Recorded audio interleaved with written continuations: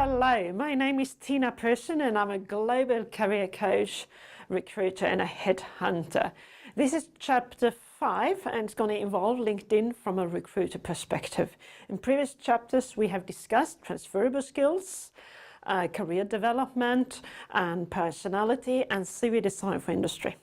So it's time for you now to go progress to pro in your career development and learn how to, become a LinkedIn professional. So LinkedIn is a network of competences. So when you look at your LinkedIn profile, what competences do you have in your network? When I work as a career coach, I usually get the question, why isn't my LinkedIn account working? So I ask, what do you mean by working? I say, no one is contacting me. Then maybe if you have a feeling that no one is contacting you or no one is interested in your profile, maybe it's time for you to start to think, okay, what is my brand and what am I doing for my network? First, how many people do you have in your network? And what competences do they have? Having a look on the next slide here.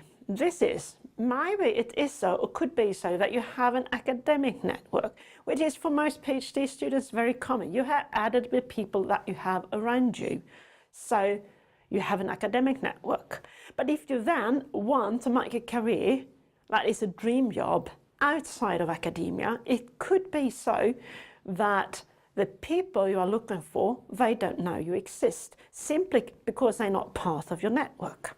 So the question is, if you're going to build a career and use LinkedIn as a powerful tool, you need to add people that you don't know today.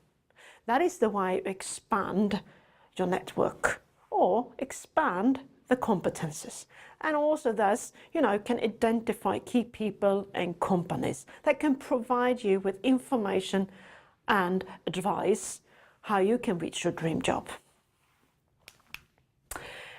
Optimizing your LinkedIn profile is a little bit like optimizing your CV. It's just that your LinkedIn profile needs to be optimized for where you are going.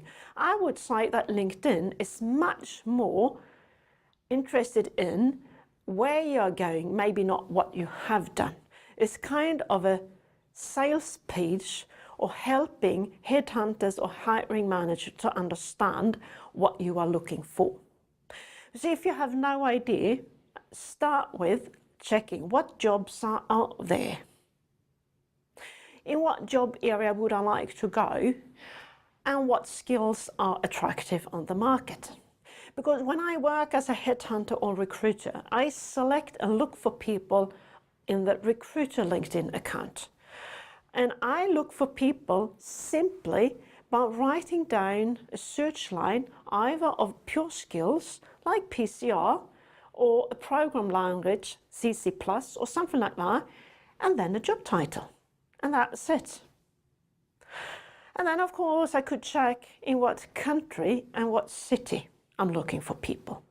So if you have a LinkedIn profile with academic skills and academic job titles, how do you then help recruiters and hiring managers to find you? Maybe you don't. So it's time to think the other way around when you optimize your LinkedIn profile. You should think from a recruiter perspective, how can I make my profile visible on LinkedIn?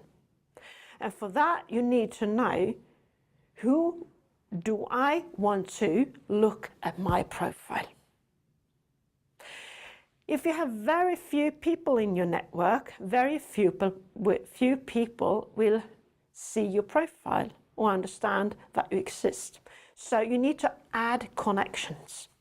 And here you come with the questions, who could I add or should I add to my network? I would say, prefer to add some people and then check them before you start to say, I'm not interested in this person. Because it could be that that person really knows someone that you're interested in. We will check that on the next slide here. So add connections. Choose a professional picture and a nice background. And it should be a professional picture. and choose a background with a color that you like, because that will show a little bit of your personality, wouldn't it? And then getting ready, you know, interesting people, sharing content, and be active, contacting and reaching out to your network. So stay tuned with LinkedIn stats. LinkedIn helps you. So if you realize by checking the stats that actually no one is interested in your profile, no one is checking you, then you have to do something and you have to change your profile. So the more active you are, the more you are supporting and helping other people in your network, the more the network will feedback you and kick back to you. LinkedIn Smart.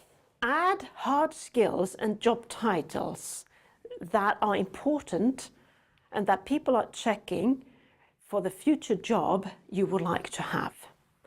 I will give you an example.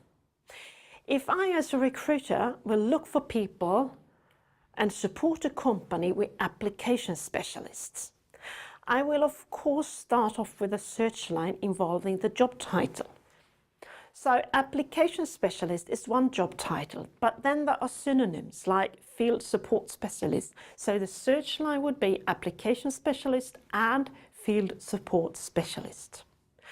And then common hard skills would then be technique and method. So maybe I want an application specialist for a certain instrument.